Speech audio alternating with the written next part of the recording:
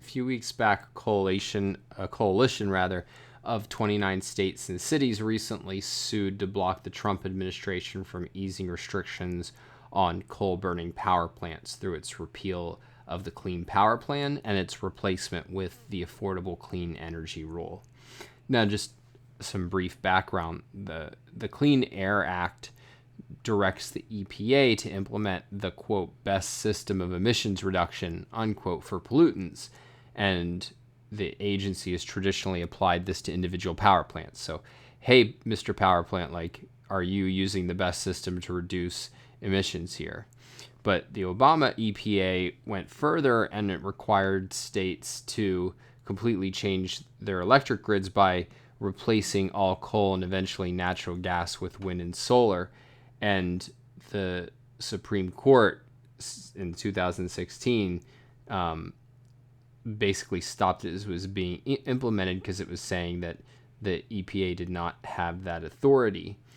And the result was that federal CO2 emission standards for power plants didn't exist, though there's just a lot of uncertainty what was going to happen. And then last month, Trump's EPA issued new regulations, the Affordable Clean Energy Rule, that required the states to implement the best system of emissions reduction by making on-site efficiency improvements to coal plants. So, in other words, whereas the Clean Power Plan was saying, we're going to reduce emissions by shutting down a bunch of coal, and this is saying that, no, the Affordable Clean Energy Rule is saying, no, we're going to try to make every plant more efficient and reduce its emissions.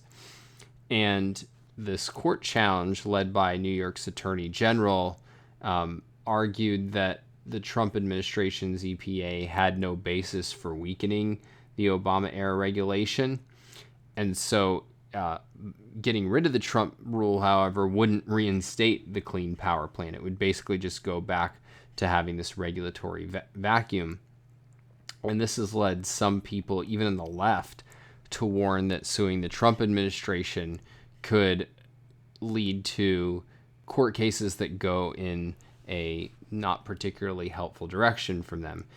More specifically, it could lead the conservative majority in the Supreme Court to revisit this case, Massachusetts versus EPA, which is what initially forced EPA to regulate CO2 as a pollutant under the Clean Air Act.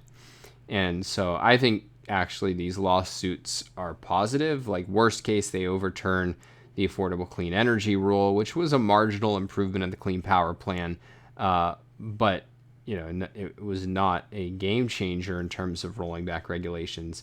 And the best case is that we stop forcing the EPA to restrict CO2.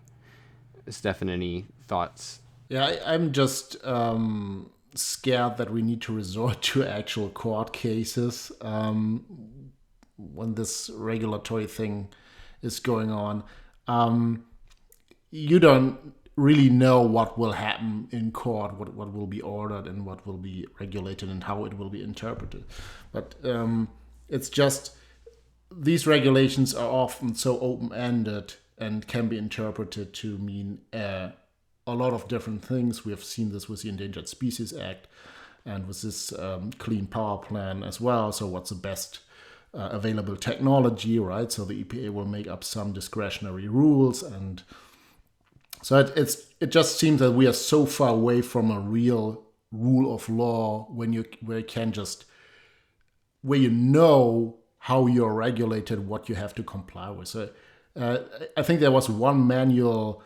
I don't remember which specific rule this was for, but the engineers called it the puzzle book because you had to find out in a very complex process what you actually have to do with your piece of equipment and how you have to optimize it when you're in compliance, when you're not. And so this is very complex. I don't know what will happen in court. I think it's difficult to predict.